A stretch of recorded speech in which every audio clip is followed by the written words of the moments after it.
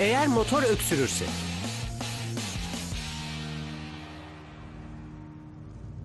Tüm kutuları yükledim baba ama neden yavaş gitmek zorundayım anlamıyorum. Bunlar Doktor Bolt'un yeni hastanesinin malzemeleri Chuck. Kolayca kırılabilir. Ha, hastanenin ofisinizden farkı nedir Doktor Bolt? Bak Chuck, hastane bir sürü kamyonun girebileceği ve onlara ofisimdekinden daha iyi bakım verebileceğim bir yer. Hastanede küçükler kadar büyük sorunlar da halledilir. Motor yenileme ve yedek parça değişimi yapılabilir. Gerçekten harika bir yer olduğu anlaşılıyor. Hastaneme gelmeniz iyi oldu. Radyatörünü tamir ettim. Geriye tek bir ayar kaldı. Sonra gidebilirsin. Evet, biraz hava basmamız gerekiyor. Doktor Chuck, acil durum garajında bekleniyorsunuz. Hemen geliyorum.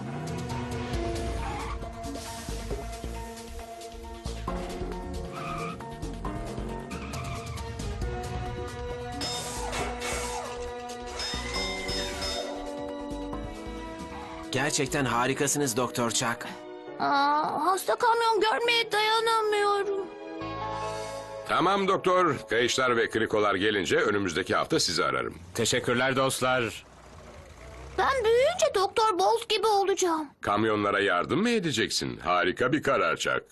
Nerede hasta ve bozuk kamyon varsa yanlarına gideceğim. Arkadaşlarımın da bana yardım edeceklerinden eminim.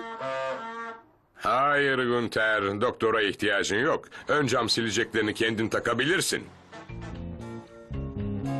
Göreceksiniz, harika olacak. Bir römork yapacağız. İçine hasta kamyonlar için gerekenlerle dolduracağız. Sonra onları görünce bam yardım edeceğiz. Kamyonlar iyileşecek. Ben varım Chuck. Soku daima her yerde hizmetinizde. Hadi yapalım. Doktor Bolt gibi bize de malzeme lazım. Lastikler, krikolar, hortumlar, kemerler Bir sürü eşya gerek. Aramaya başlasak iyi olur. ve malzemeleri koyacak bir şey. Aa, Kamyon? Tır? Hapşu. hapşu! Ben kazandım, çok yaşa. Sen de gör. Malzemeleri koyacak bir şeye ihtiyacımız var diyecektim. Güzel, öyleyse daha ne bekliyoruz? Hapşu! Ah. Bir doktor olarak ben hasta kamyonları kepçemle römorka taşıyabilirim. İndir yoksa gerçekten hasta olacaksın ve bundan hoşlanmayacaksın. Taşımanı istediğim başka şeyler var. Römorka yüklemen gerekiyor. Yakala. Hey Andy, bana da al. Geliyor Chuck.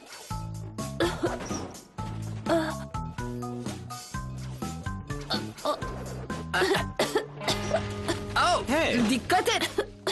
İyi misin kardeşim? Bir şeyler yolunda değil gibi. Evet, önce hapşırdın, şimdi de öksürüyorsun. Ben... iyiyim. Şimdi burnunu çekiyorsun. Ben burnumu çekmedim. Ben bir koku almaya çalıştım. Malzemelerimizi koyacağımız bir şeyin kokusunu. Bakın. Güzel, bu işimize yarar.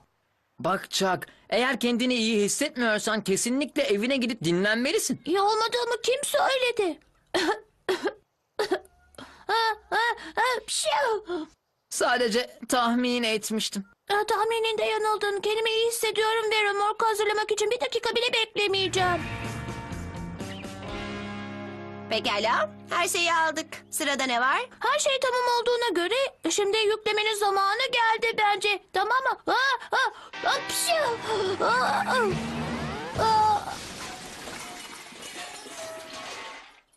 Öyle sanıyorum ki doktorun römorküne bir doktor gerekecek. Chuck, bana kalırsa sen hastalanıyorsun. Hayır yanılıyorsun. Ya ben kendimi iyi hissediyorum. Ha? Dedim ki kendimi iyi hissediyorum. Galiba Chuck sesini yitirdi. Chuck, sesini mi kaybettin? Ben iyiyim. Evet şimdi... Bence eve gidip dinlenmekten başka bir şey yapacak durumda değilsin Bay Makina. Kapalı hortum ve tıkalı borularına bakarak kesinlikle hastasın diyorum sana. Bunu nereden çıkardın anne? tatlım, lokantada da hapşırdın, öksürdün, burnunu çekip durdun. Zavallı Günter'in korkudan aklı başından gitti. Affedersin Günter, tabii ki korkmadın. Sadece şaşırdın. Anne, hasta değilim. Etrafta çok toz vardı ve boğazıma bir şey takıldı sanki. Anlıyorum tatlım, eğlenceden uzak kalmak istemiyorsun. Ama iyi olman daha önemli. Ayrıca arkadaşlarını hasta etmek istemezsin, öyle değil mi? Beni hasta etme. Farlarım kırmızı yanar ve radyatörüm yağ damlatmaya başlar. Bizim de eve gitme vaktimiz geldi. Römork işini yarın daha iyi olduğunda yaparız. Görüşürüz. Bitirdiğimizde sen hala hastaysan seninle ilgileniriz. Bizim ilk hastamız olursun. Ama ben ilk hasta olmak istemiyorum. Bakın söylüyorum, ben hasta değil. Daha iyi olduğunda görüşürüz Chuck. Acele etme. Şimdi sadece dinlenmeye bakacak. Göz açıp kapayıncaya kadar iyileşeceksin. Ama ben hemen şimdi şu anda iyileşmek istiyorum. Böylece Çok iyi tatlım. Hapşırdığında insanlara arkanı dönmen gerektiğini hatırlıyorsun. Hastalanmak herkesin başına gelebilir hayatım. Yaşamın bir parçasıdır bu. Hiçbir şey yapmadan sadece dinlenerek iyileşeceğini bilmek bence mantıksız bir durum anne. Evet, bu işler böyle Bay Makina. Rahatla. Biraz sonra yine geleceğim.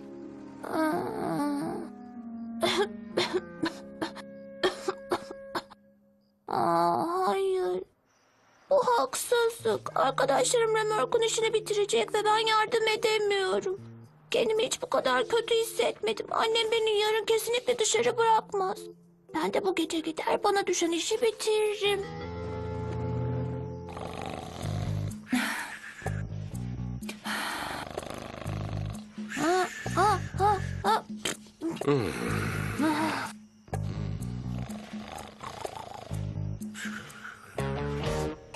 Pekala. İlk yapacağım iş bu malzemeleri bir araya toplamak.